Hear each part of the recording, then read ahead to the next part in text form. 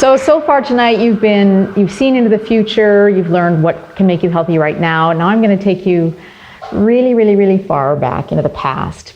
People have been worshiping the sun for thousands of years, and back then it wasn't about just dropping your tithing into the collection plate. It was years and years of backbreaking work building structures to worship these natural elements. So I would like to tell you about my fascination with one called, here we go. Okay, that was built in the Neolithic age or the Stone Age, at a time when metal hadn't been discovered, so all the tools were made of stone, bone, or antler. So there were a number of structures, a lot of structures built back then. A few of them still remain. Now, the pyramids of Egypt were built 4,600 years ago. They are not Neolithic because they were built with copper tools. They had copper then. Stonehenge, on the other hand, is Neolithic. They were built with nothing but stone tools. So there are a lot of Neolithic structures because these people were good with working with stone. They could polish it, bore holes in it. They could even carve harder stone into softer stone. They built dolmens, simple structures. They also built more complex things like passage tombs. That's the one that I'm interested in. You can see the shape of a passage tomb looks kind of like the inside of a Catholic church, interestingly. These were sacred ceremonial spaces like man-made caves, a passage with a roof on it, covered over in dirt to make a man-made cave, found in Scandinavia and Europe. This is one in the northwest corner of Ireland in a place called Carrowkeel.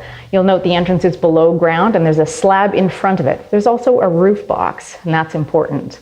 So when you're inside this particular passage tomb, you'll see that not much light comes in through that door because of the slab. Lots of light comes in through the roof box. They were designed specifically this way. This one points northwest, and so on the summer solstice, the full sun comes through that roof box and lights up the passage inside. So there are more than 200 passage tombs in Ireland alone. That's more than any other country in the world.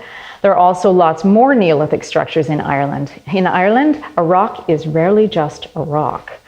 So you can't see on the side there, but there are four main areas, Carrowkeel and Carrowmore, then Low Crew, and then Newgrange, that have passage tombs in them. So we're going to move from where we were up in the northwest to Low Crew.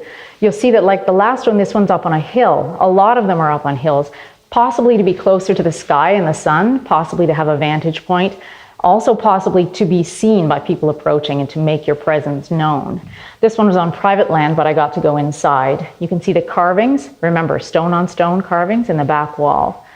Those get lit up by the sun through the entrance on the quarter days between the equinoxes and the solstices.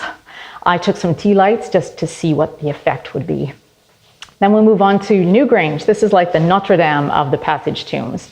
This is 5,200 years old, so built, again, just with stone tools. 200,000 tons of material, 550 slabs of rock dragged uphill. There was no wheel, no horses, no pack animals. That's before the restoration. You can see the intricate carvings on the entrance stone, again, carved with stone. You can also see that it has a roof box too, like Carrowkeel. This was built, they estimate, over 30 years by 300 people. This is the passage inside Newgrange. It's 24 meters long with 3 chambers at the end. The ceiling stones on top had carved troughs, channels to drain the water off like prehistoric eaves troughs. So if you look at that carving, a lot of the carvings inside there were just scratches. This is very intricate, very deep, much like the entrance stone, possibly carved by the same carver.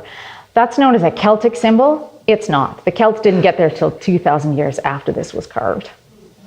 So after the restoration, you can see the roof box better. They found 2 quartz blocks when they were excavating that fit perfectly into that opening. So it was sometimes closed, sometimes open. They could tell by the scratches on the stone that those had been moved. So in legend, in Irish legend, this place was called Brunaboyne. It was overgrown and forgotten until 1699, but the legends lived on. The places in the area still had bro in the name, and people told stories of light going down a passage and lighting up the spiral.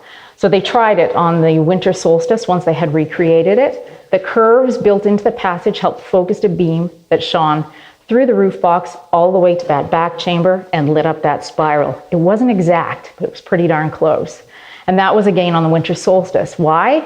because these people used to be hunters. They were settling down and becoming farmers.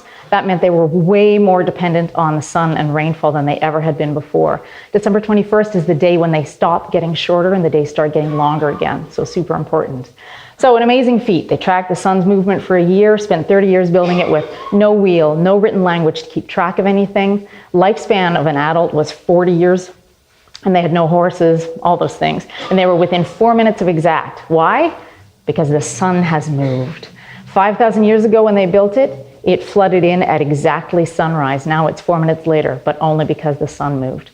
So I find it an incredible feat that they managed to build this thing with only stones and so little stuff. So anyway, that's why I'm fascinated by new grains.